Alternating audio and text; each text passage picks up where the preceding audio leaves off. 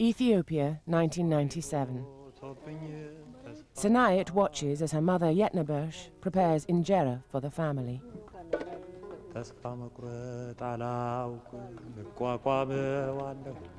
Her husband Zegeye leaves for the fields. For Ethiopia, it's been a long and hard road from the famine which killed 1 million people in the mid-1980s. Farms are changing. You see good crops, very good management, fertilized fields. So I think the Green Revolution is in the process of being started in Ethiopia. Zegeye and his family are at the forefront of this new revolution, which promises a transformation of agriculture all over sub-Saharan Africa. If we fail, then we are unable to produce food within the sub-Saharan African countries, then there would be a massive starvation in many of these countries. Ultimately, what we came to realize, what we were convinced of, is that whatever is good for the peasants is good for the country. Senayet leaves for school with her friends. Will they be free from the long shadow of Ethiopia's past, with its tragic history of famine and war? If this regime does not deliver development, welfare to the people of Ethiopia, it won't be here in 5 or 6 years. I think everybody realizes that, most of all the people who are in charge. Why did Ethiopia fail to produce enough food for so many decades? And what future is there for Senayet in the new Ethiopia?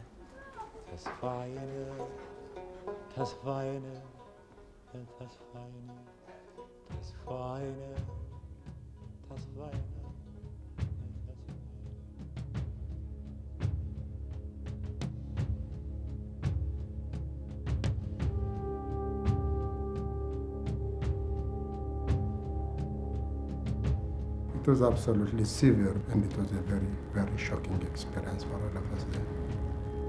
In 1974, Takele Gebre had recently joined the Ministry of Agriculture under Emperor Haile Selassie's regime. They want the emperor to go, and they were also asking the government to take action to provide food for the starving population. It was the last nail in the coffin for Emperor Haile Selassie's crumbling government. The emperor was overthrown by the Derg, meaning committee. Taken away in a Volkswagen, he was later murdered. At last, there was hope that famine would end and food production would increase. But it was a false dawn. There were bitter civil wars with Eritrea and with Tigray in the north of Ethiopia.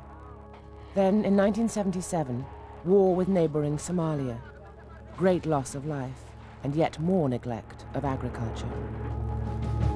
By this time, a leading member of the Derg, Mengistu Haile Mariam, had killed his rivals and was dictator of Ethiopia.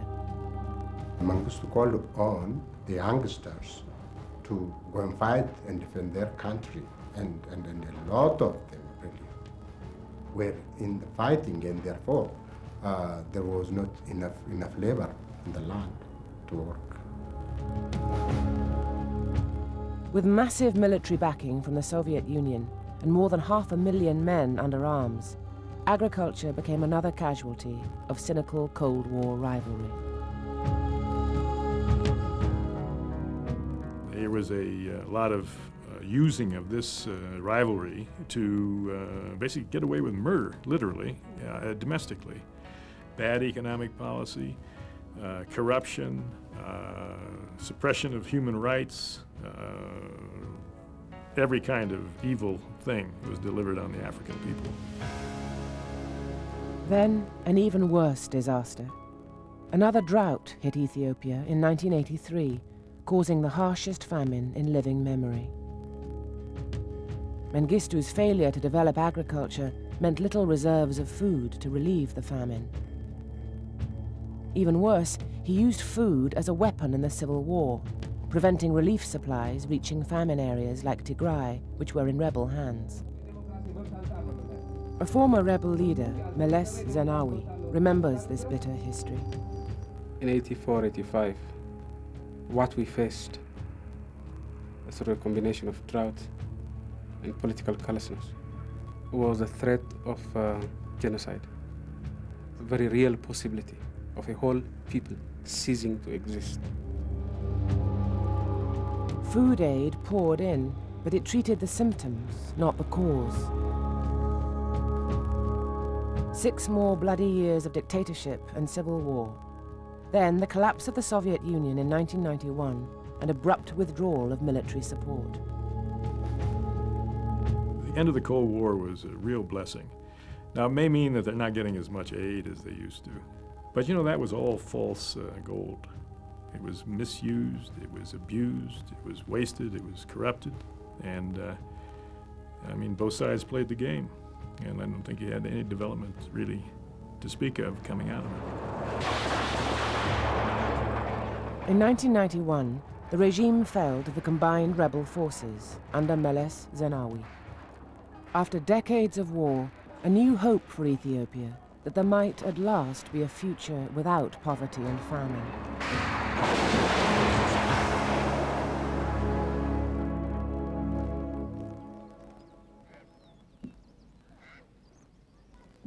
The new Meles government faced a daunting task. Years of neglect and a wrecked economy based on traditional agriculture, unimproved and unable to feed the rising population. Near Shashamene, in the southern highlands of Ethiopia, Meles and his Minister of Agriculture visit a skeptical group of farmers. He wants to convince them that agriculture, not industrialization, is at the top of his agenda. 85% of our population lives in the rural areas. So any program that intends to address the problems of Ethiopia must start and must focus on the rural areas. Increasingly, the farmers of Ethiopia, previously silenced by the bloody repression of the Mengistu regime, are beginning to find a voice and are demanding change.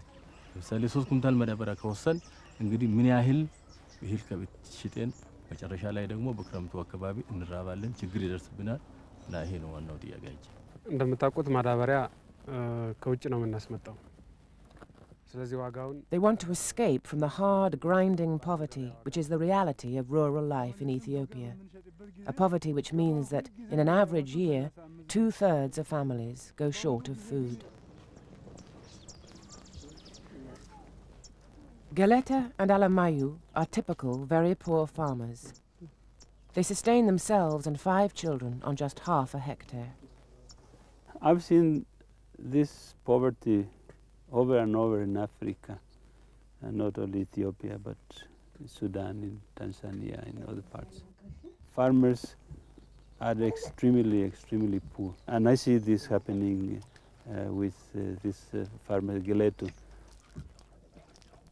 He is a poor farmer who has got a large family, and he is just fighting for the survival of his family. And you could also see that reflection on the faces of the kids, because you see malnutrition or undernutrition.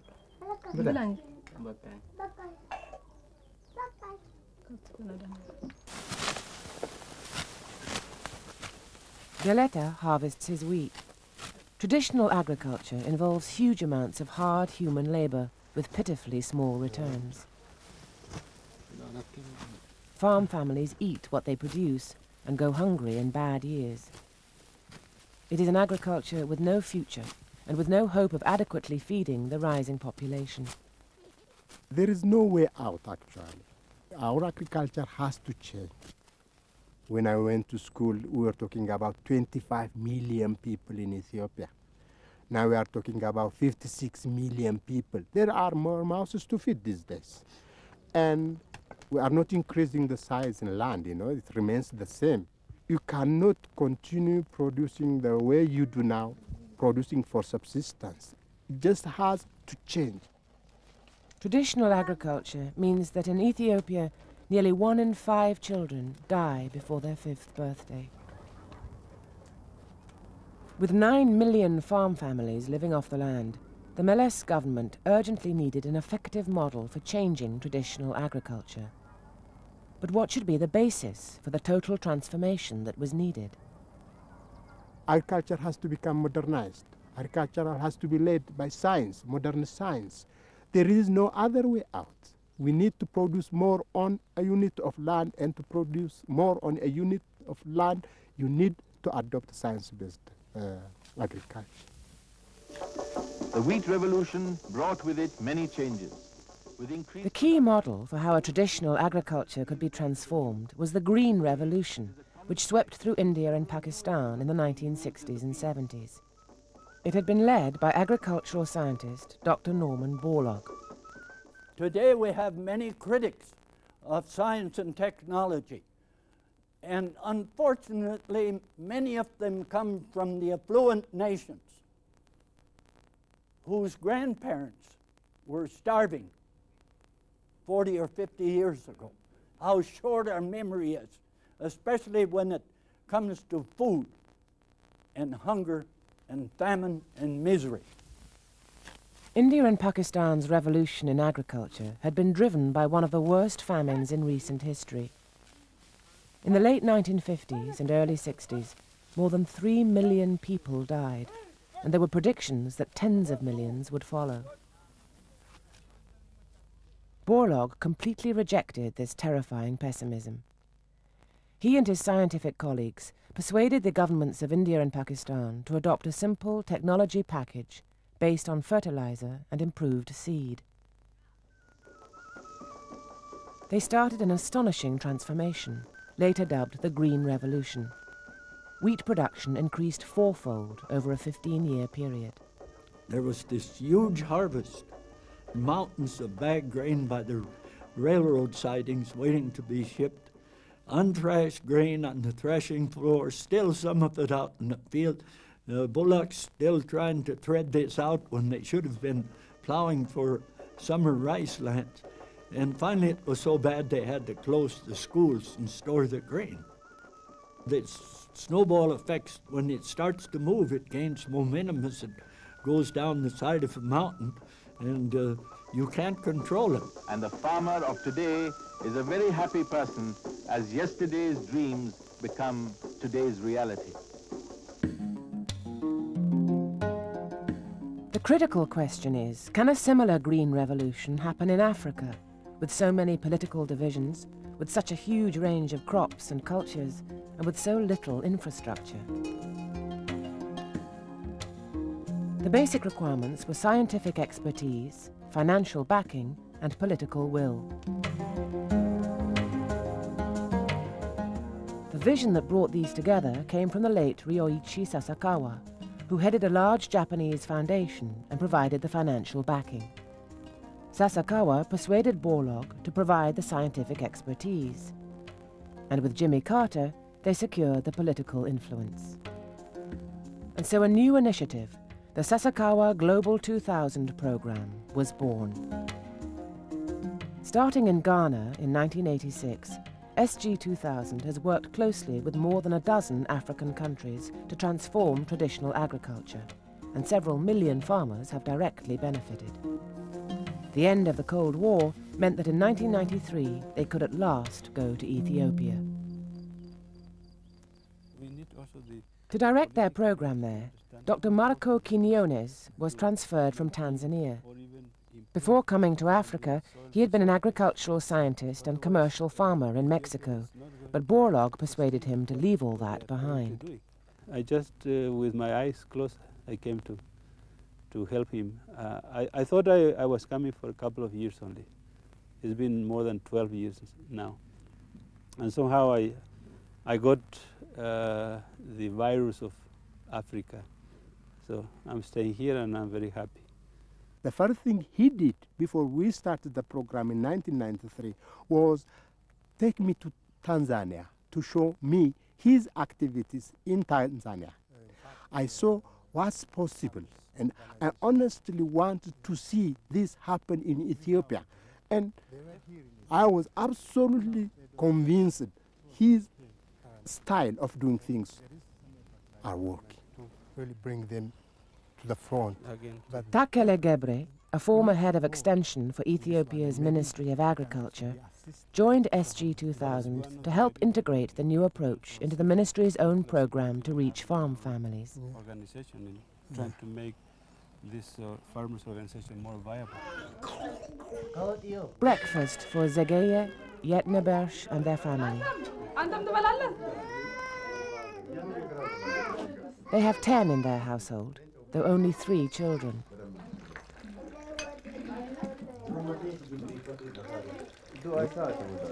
Their neighbors have joined them before they all leave for harvest. In many ways, their lives are very similar to traditional farmers. But there is one striking difference. They are free from the constant fear of hunger and anxiety about survival, which affects most other farmers.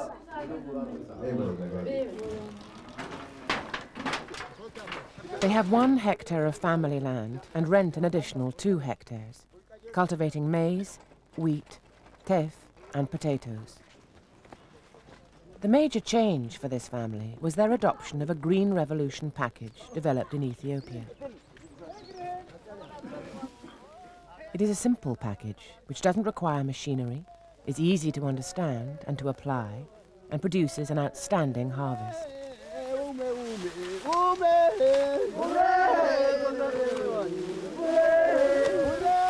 Fertilizer is used to replace the missing nutrients in the degraded soil, and improved seed is sown with much higher yield potential than traditional varieties.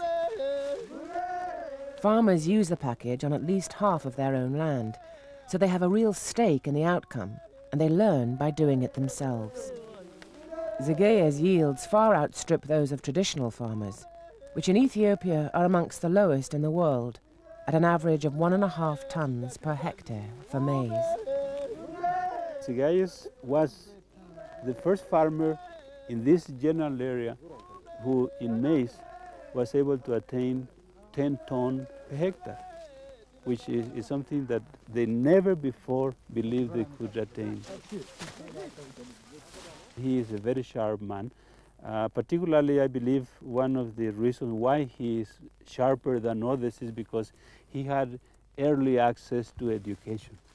So because of that, he is a bit more open to new opportunities, and he was able to exercise that opportunity to its highest.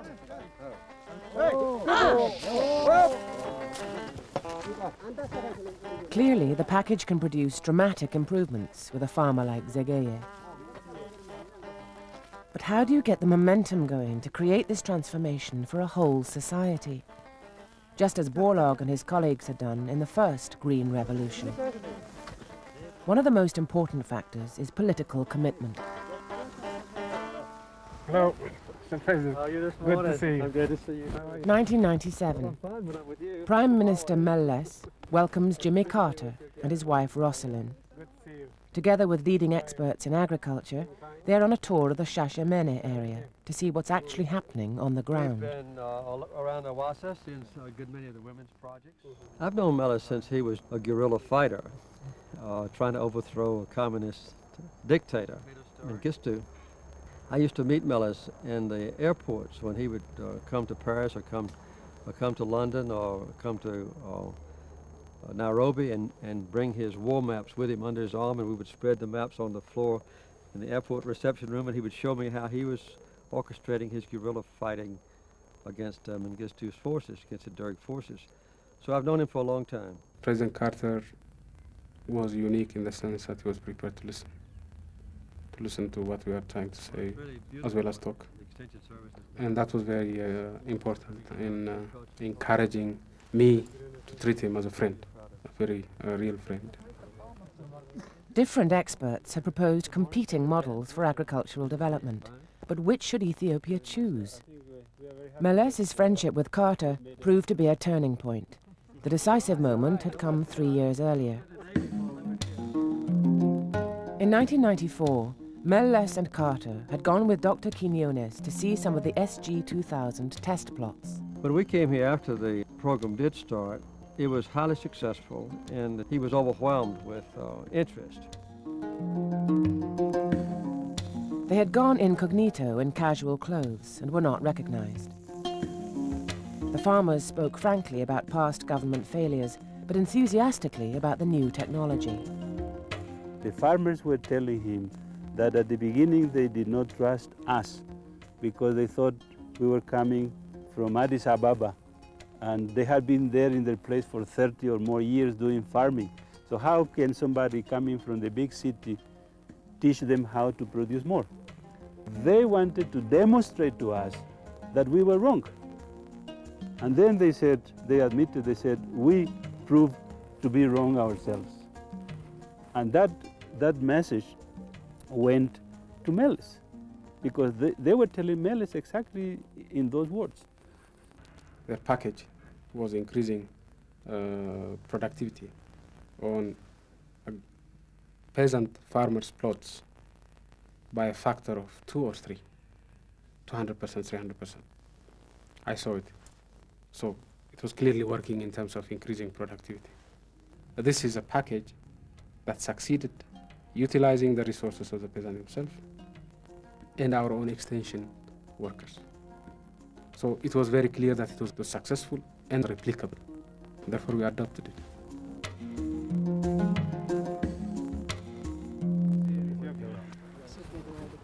Meles welcomes Yohei Sasakawa, president of the Nippon Foundation, which funds SG 2000.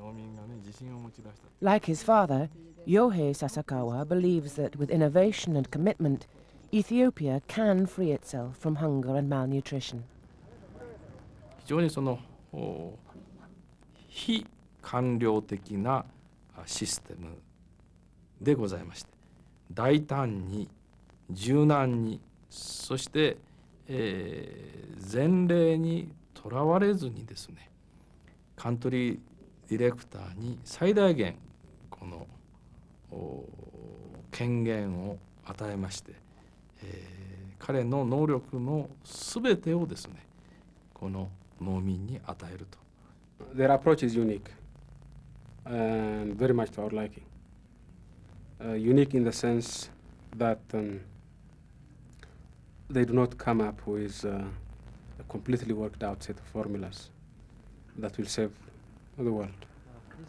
They come up with an open mind and work out solutions as they go along. Tekka Alemu joined the program this year. It's his test plot they've come to see. SG 2000 had started with just a few test plots in 1993. After Meles decided to adopt the SG 2000 approach, the government set out their own program, and the rate of expansion was unprecedented. 32,000 test plots in 1995, 350,000 in 1996. And in 1997? How many farmers do you think are in it now? About 600,000 are directly involved. 600,000, yeah. And what's your ultimate goal? Make it universal. How many would that be? About 9 million families. 9 million! I see it. This is lovely. Wow. With the help of good weather, cereal production in Ethiopia is estimated to have doubled from 1993 to 96. And the country reached self-sufficiency in food for the first time in 20 years, even exporting 70,000 tons of maize to Kenya. Farmers throughout Ethiopia were beginning to sense a climate of real change. Tekka was proud that his field of wheat was chosen to show off the new methods. He had started with such great hopes, but after the VIPs had left, his experience in the coming months was to show just how tough it was going to be to really ensure food security for the people of Ethiopia.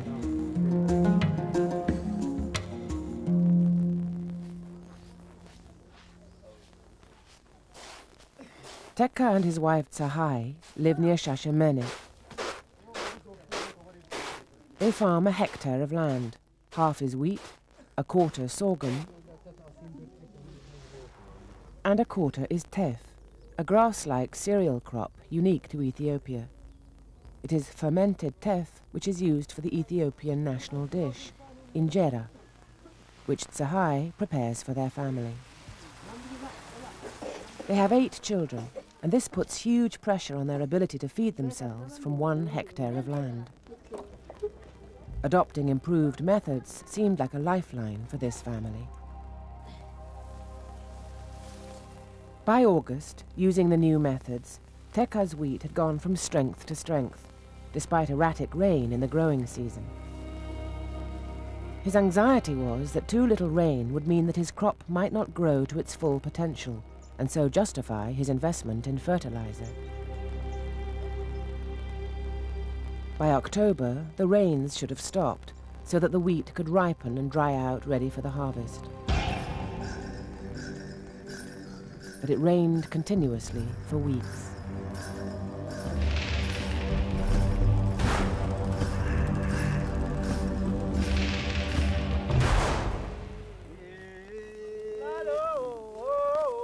Just when he needed sunshine to harvest his grain, it was soaked. As he harvests his wet field of wheat, Teka knows that he has lost at least half the crop on which his family relies. I can tell you exactly what, with his own words, what he told us when we went to visit him. You know, he said, I never had a crop that beautiful as I had it this time. And my stomach is sick since I saw the rains coming, because I have 10 people in my family that are depending on me.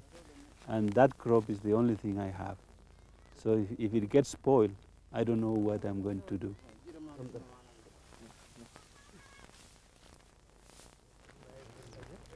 The local Ministry of Agriculture field staff visited Teka to assess the damage.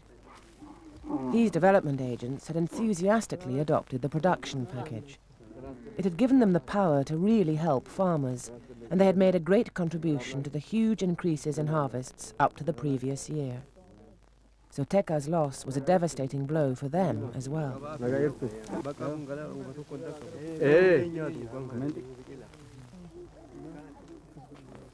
Kanarra tallafnaan buddeena irreella hin bada jechuudha. Amma kun daabboof hin ta'u. Sanyiif illee hin ta'u. Buddeena garuu hin ta'ayyu. Garuu amma waan biraatiif sanyii bara dhufuutiif hin ta'u.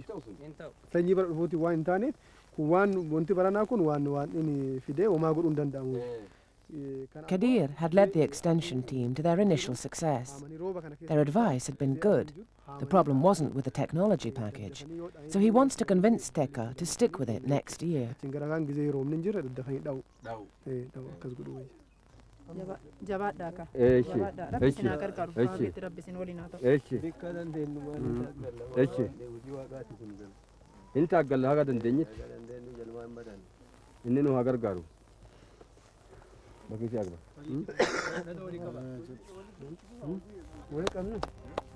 Teka said that jealous neighbors had put the evil eye on his crops, but the real culprit was the weather.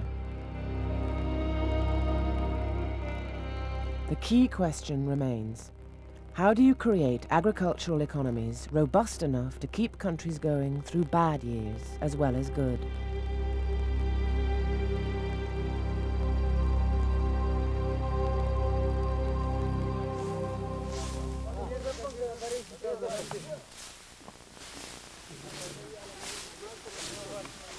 Teka and his neighbors thresh the wheat. As Teka has experienced so painfully this year, agricultural investment is about risk.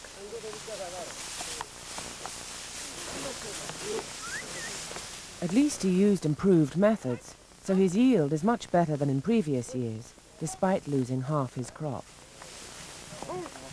For next year, Teka must decide whether to invest again in fertilizer. As farm families fight their way out of poverty, most of their everyday decisions will be driven by economics. Economics has to do with human welfare. Certainly development is the process of enhancing or developing the potential of human beings. It's not a numbers game. I mean, we have to find out what motivates people, what turns them on, what turns them off, why do they consume this or that, how do they produce more, what makes them produce more. As the government program reaches out to several million farm families, its sustainability is the tough issue which must be faced. If the technology package isn't profitable for the farmer, then it can never lead to broad-based development. In Africa in general, if the farmers are going to get out of the vicious circle of poverty, they need to become what we call emergent commercial farmers. They need to become more commercial oriented, not producing exclusively for subsistence. Zegeye is such a farmer. So when bad weather strikes, he is hurt much less than other farmers. He has reserves both of grain and money. His family's enterprise is economically much more robust. It is also more diversified, which spreads their risk. For example, their maize was less damaged by the rain because of its protective husk cover.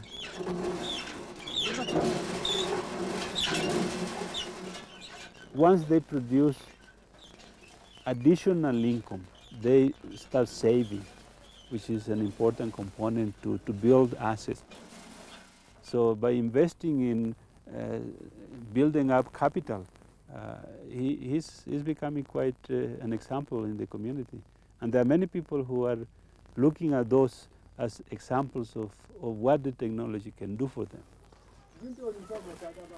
Zegeye also has good quality grain storage. Not only can the family build up reserves, but they can also choose when to sell to get the best prices at market. The Meles government wants to create this degree of food security for 9 million farm families, and the problems are daunting, particularly because the market economy is in its infancy.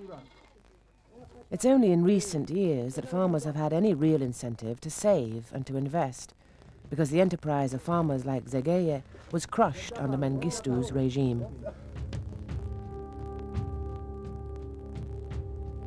These mounds of grain were propaganda, far from reality for the majority of the population. The economic policy of the new government is very vividly different from the economic policy of the Mengistu regime. Under Mengistu's villagization policy, an estimated 13 million farmers were forcibly moved to so-called model villages. There was mismanagement, mishandling, and people were coerced, they were not persuaded, but coerced to believe in the idea of villagization. Food production slumped as farmers were forced to join production cooperatives. Many refused to join, but those who refused to join were actually evicted and given very marginal land. They lost their land. The cooperatives took over, and they were pushed to very remote and marginal areas. It was really terrible. Farmers were forced to sell surpluses to the Derg government at a fraction of the market price, and there were high taxes on the movement of grain. Under the Derg, the average growth rate of agricultural production was about 1%. And you can compare this with the 3%, nearly 3% population growth. So the per capita food production was rapidly declining during the whole period. And that is probably one of the reasons why we had this massive starvation in '84 and poverty, extreme forms of poverty all over the country. In effect, the government shackled peasants and exposed them to the danger of massive deaths throughout the country.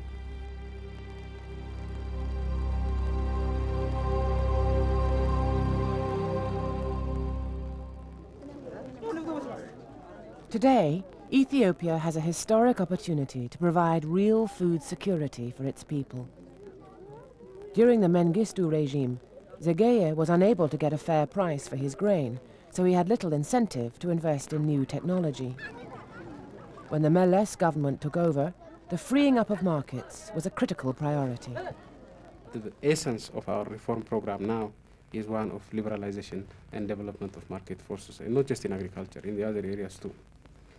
But we are not market fundamentalists. We're not saying that every problem on earth can be solved by market forces. We're simply saying that market forces are crucial in solving most of the problems of this country. The reform measures introduced by the new government were very encouraging to most farmers. The reform in the area of marketing were particularly interesting because it meant higher prices for their products. But market development is still at a very early stage.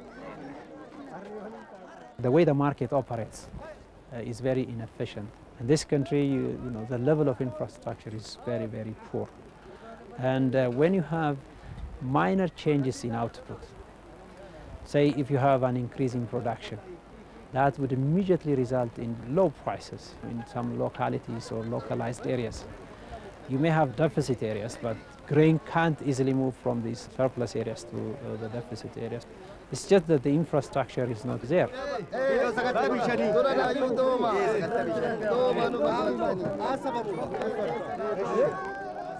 The institution, the putting in place of an efficient marketing network is vital. And markets cannot be simply willed to existence. And it's not just a matter of letting go of regulation and restriction. It requires institutions. It requires infrastructure. And therefore, building the infrastructure, promoting the institutions, and removing the regulatory bottlenecks, I think these three are vital in putting in place an efficient marketing network in Ethiopia. Nearly half the farm families in Ethiopia never have any surplus grain to sell at market because they need to consume all they grow. But as food production increases, more and more farmers will depend on the marketing system. In bad years like this, Teka has little grain to sell, and getting as good a price as possible is crucial for his family's survival, particularly since he must pay back for the fertilizer used on his wheat, later damaged by rain. But in this new market economy, farmers like Teka are vulnerable.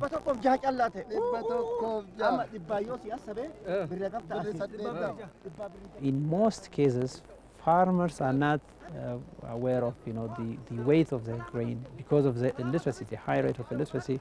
So they only look or accept whatever price is offered by the trader. If they complain, maybe the trader would add 1 or 2 birr.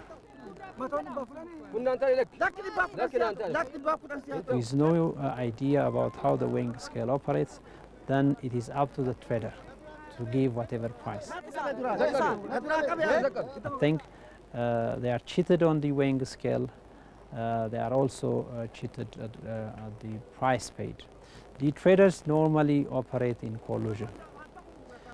They agree among themselves as to how much they pay.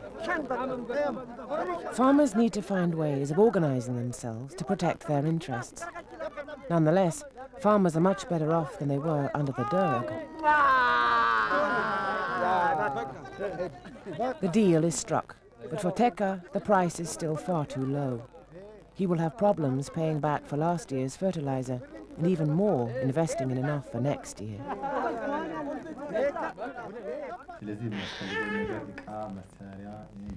Calculating their costs, Zegeye and Yetnebersh are almost certainly unaware that they paid double the world price for their fertilizer. The removal of subsidy has put cost up, but the primary reasons for high cost lie deeper in the extremely poor transport system and undeveloped market in fertilizer supply.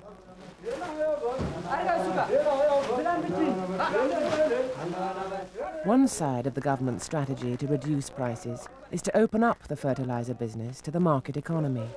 But how well is this working? Agriculture is the first, second, and third area of the economy one has to look at. In Ethiopia, if you want to grow, the agricultural sector of economy is the answer. That is the only big sector of the economy we have. Ethiopia Amalgamated is the dominant private sector supplier of fertilizer in Ethiopia. Gebreyesus Benya is now a rich man, but his origins were very poor. From a family of 9 children, only 3 survived. Poverty killed 6 of his brothers and sisters. He made his money in the USA as an exile from Mengistu's regime. Now he has come home to Ethiopia. Fertilizer is the key element for agricultural development or agricultural intensification.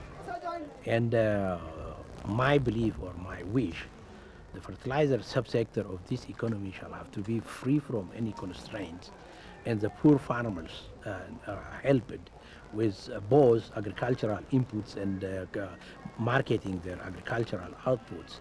And if Ethiopia would not follow this principle, well, we are going to continue with the past recent history of famine and drought and that kind of situation. I do not believe that markets will solve everything. I think that where they work, they should be allowed to work, and where they don't work, they should be fixed. They should be tampered with. They should be interfered with by governments based on a sense of consensus about what constitutes social justice, what constitutes fairness, level playing fields, and the like. But what interference in markets is good and what is bad? Only able to attract a few really big private companies to the fertilizer sector, the government feared monopoly and so allowed government-linked companies to provide competition. But Ethiopia Amalgamated claimed unfair favoritism for these parastatals. The parastatal, as well as the private one, has equal access to everything.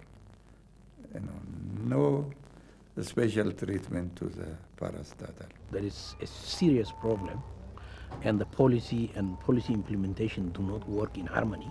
It is not possible just to come from a completely planned and controlled economy to free economy. The private itself, it takes the time to develop. We hope that this situation will be behind us maybe soon, or if it is not, if this will not happen this year, by next year we'll be considering to completely withdraw from fertilizer economic development of this country. Whenever we get some problems, we discuss, we try to remove these problems because it is our interest. Unless it is freely competitive, the farmers are going to suffer. But while they argued, Ethiopia Amalgamated was left with $10 million worth of fertilizer, a tragic waste that it didn't reach farmers' fields. Moving to a market economy was never going to be easy, but what happened to the end goal? To get fertilizer to the farmer as cheaply as possible.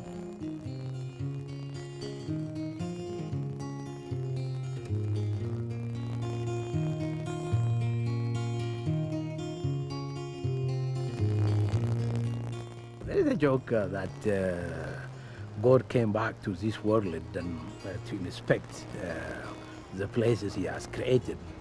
He went to Japan, he went to United States, Israel, UK, all over, and said, oh, no, I don't know all these places, I have never created them.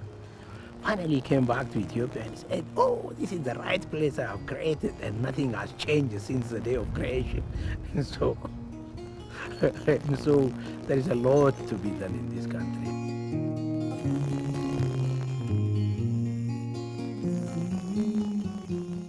Half the farmers in Ethiopia live more than a half-day's walk from a proper road. As farmers and donkeys struggle on dirt tracks to carry their grain to market, they take the first step in the hugely costly transport chain which leads to the consumer. As dirt tracks give way to dirt roads in the progress to local markets, the transport cost escalates every step of the way. Lack of infrastructure is crippling Ethiopia. Infrastructure is just like your brain, hand, and food.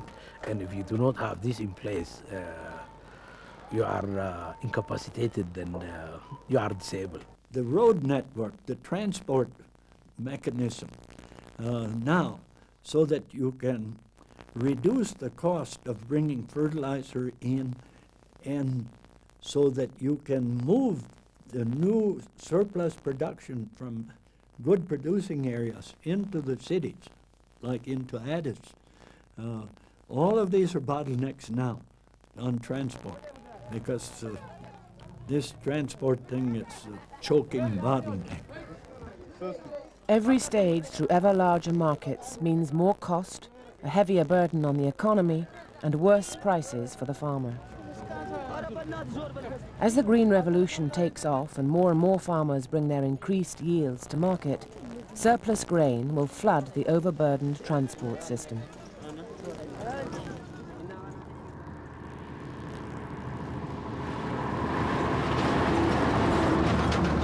Even the best roads, such as the main highway from Shashamene to Addis Ababa, are crumbling under the strain. The flow of fertilizer and the flow of grain, the two-way traffic on which the Green Revolution depends, are seriously damaged by bad roads. Without good roads, the cost of fertilizer for most farmers will continue to soar. Without good roads, markets are strangled, grain cannot move from surplus to deficit areas, and farmers will continue to suffer from low prices. The government is acutely aware of the huge scale of the problem. The Ethiopian Roads Authority has a massive program for upgrading the road system, with a $4 billion budget over 10 years, and they are asking the industrialized nations to help cover the cost, something which would have been impossible under Mengistu's regime. Ethiopia is asking the World Bank and other donors to put in a couple of $100 million a year in roads. You know, that's unthinkable a few years ago. The infrastructure, because it's so expensive, it takes so long to put in place, and you have to maintain it at a dear price. You don't put it in place when the policies are all kafooey, because if they are, then you've wasted your time and your money. Ethiopia is now taking the gamble that investing in roads will pay off in terms of a healthy economy, so that the loans can be repaid. It is a gamble they have to take, since lack of infrastructure is threatening to strangle the emergent Green Revolution at birth. And it's not just roads, but other critical areas like communications and information. There still exists, in my view, a highly monopolized thing called information. This market will never work when the peasants don't know the prices of everything and can't get it, when they don't know the prospects for the markets, when they can't read and write, when they don't have access to the media. Modern economies depend fundamentally on information, and Ethiopia's media and telecommunications have a long way to catch up. Information about the weather, pests, diseases, and new technologies. Price information both for farmers and traders, so a fair deal can be made. And market information for business people, so they know when to invest, when to buy, and when to sell.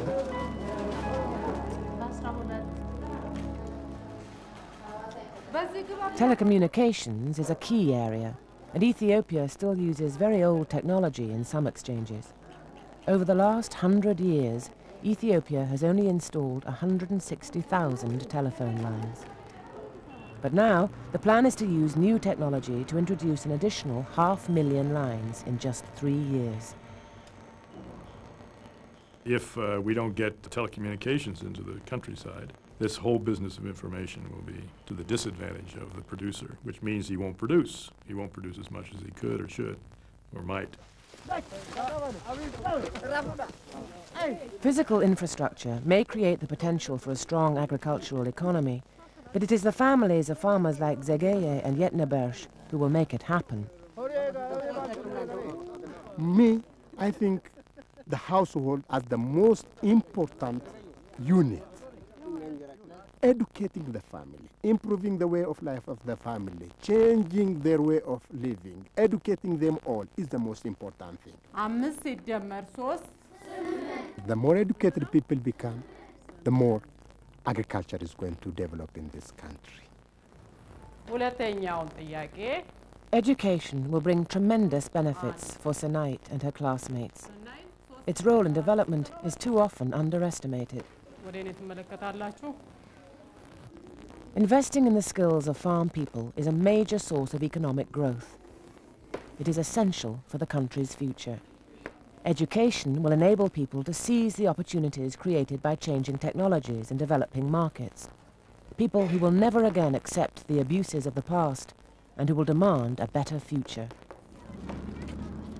There is a hunger for education here and a determination to succeed despite the obstacles. What impresses me is the youth in Africa. The next generation is prepared to make these changes. And they're prepared because they got a lot of guts, and I think they see the alternatives are not there for them. The success in Ethiopia is really attributable directly to the eagerness and the innovation and the intelligence and hard work and the confidence in the future of the farm families.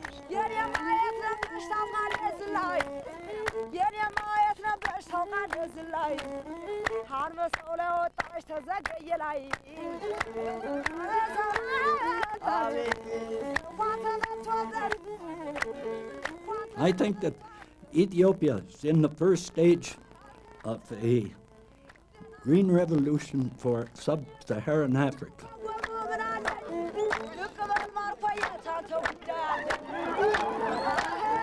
If we have the political leaders committed to develop agriculture, it can be done, and it can be done in a very, very short time. By focusing on the rural areas and focusing primarily on agriculture, health, education, and rural infrastructure, we hope to improve the livelihood of our people.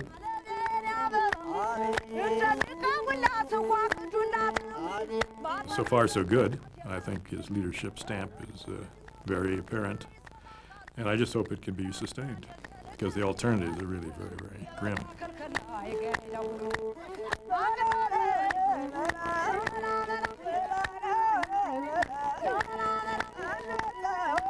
The potential is here. Manpower, natural resources, everything, and yet we are one of the poorest nations in the world.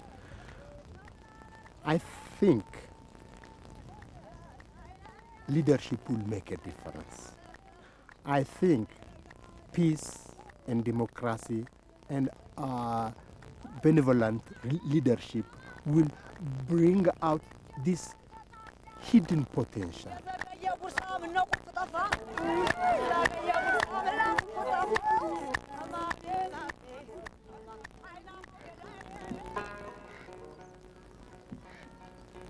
አልፎ ጥላኝ ሆኖ ተጠልዬዋለሁ